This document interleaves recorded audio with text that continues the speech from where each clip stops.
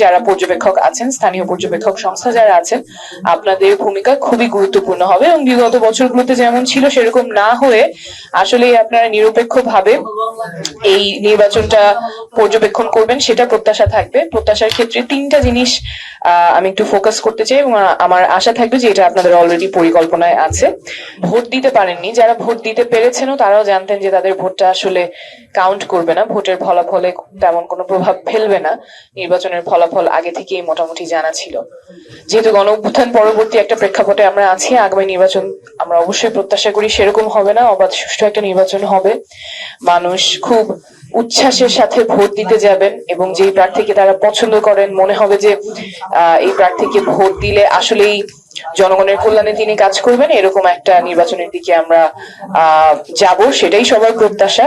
এবং এই অবাধ সুষ্ঠু নির্বাচনের ক্ষেত্রে খুব গুরুত্বপূর্ণ ভূমিকা রাখবেন যারা পর্যবেক্ষক আছেন, স্থানীয় পর্যবেক্ষক সংস্থা যারা আছেন, আপনাদের ভূমিকা খুবই গুরুত্বপূর্ণ হবে এবং বিগত বছরগুলোতে যেমন ছিল সেরকম না হয়ে আসলে আপনারা নিরপেক্ষভাবে এই নির্বাচনটা পর্যবেক্ষণ করবেন, সেটা প্রত্যাশা থাকবে। প্রত্যাশার ক্ষেত্রে তিনটা জিনিস আমি একটু ফোকাস করতে চাই এবং আমার আশা থাকবে যে এটা আপনাদের অলরেডি পরিকল্পনায় আছে।